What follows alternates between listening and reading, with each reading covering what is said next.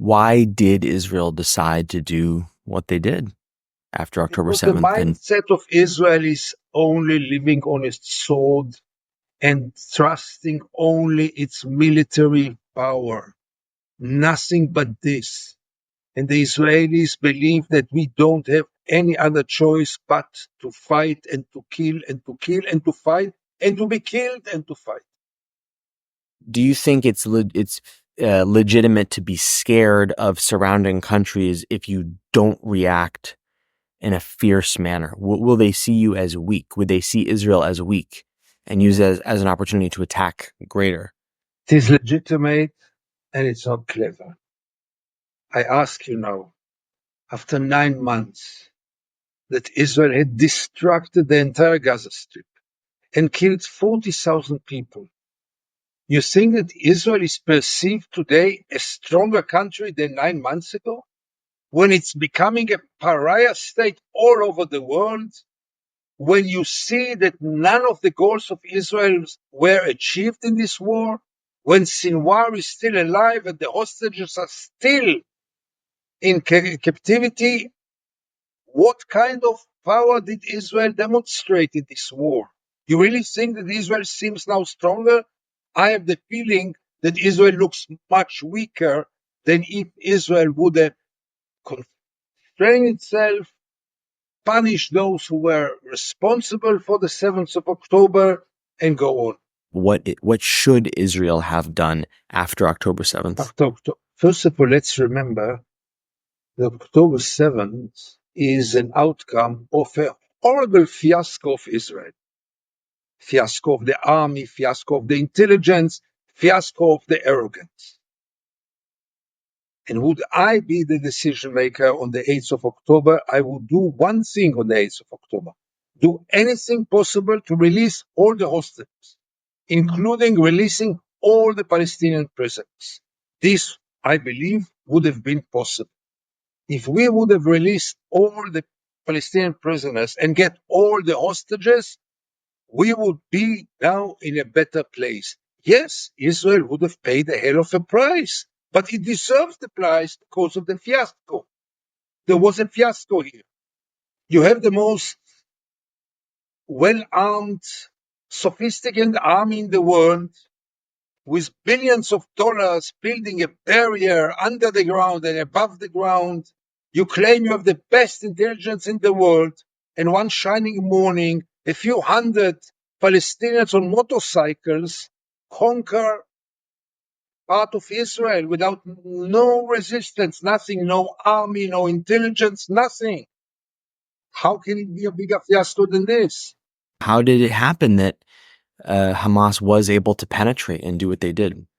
That's a question that I don't have an answer. I've been there on Monday, the 9th of October, and I couldn't believe to what I see. Nobody has an explanation. I have no explanation. This is really, I mean, it is surreal. It's not only, first of all, it is the intelligence. Okay, the intelligence failed, we knew nothing.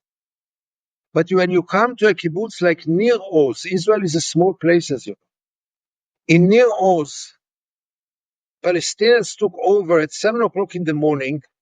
Until 4, 5, 6 o'clock in the evening, there was even not one soldier coming to save Nir Oz. Now, it's not in the southern pole or northern pole. It's 1 hour away from Tel Aviv, Nir Oz. Where was the army? Not a single soldier showed up there, not a single one.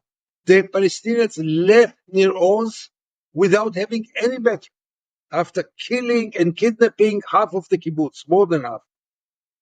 Do you have a theory about how No. that happened? I have no No theory. And so I spoke to Ilan Pape the other week, and his suggestion about what we should have done after October 7th was to do everything, like you said, we can to release the hostages. And I think what he said was that we could have offered a prisoner swap or a hostage swap with Hamas. How do you feel about that? And do you think that doing that could send the wrong message to other groups that could now say, hey, if we attack Israel and take hostages, that's an effective way for us to get hostages back. Do you think that's sending the wrong message? That's the message that Israel is keeping saying for a long time. We released 1,000 prisoners for one soldier with Gilad Shalit. This is the message for a long time.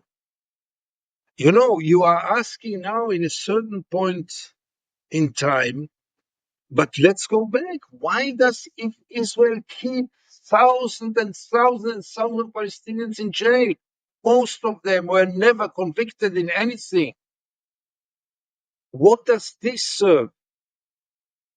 Sure, it will show that only by force, but the Palestinians know it by now.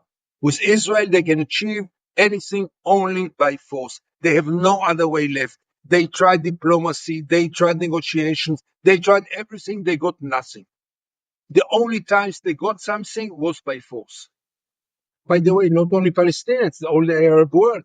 You're saying that it's not rational for Israel to have been worried that doing a prisoner swap would necessarily make the surrounding countries see them as weak. In other words, if they had been soft on Hamas, the fear that Iran and Hezbollah would have been harder on Israel is a fallacy in your view, right? No, Israel now is perceived in its weakest point without doing this hostage deal, with going to a major war over Gaza, with killing 40,000 civilians and part of them also fighters.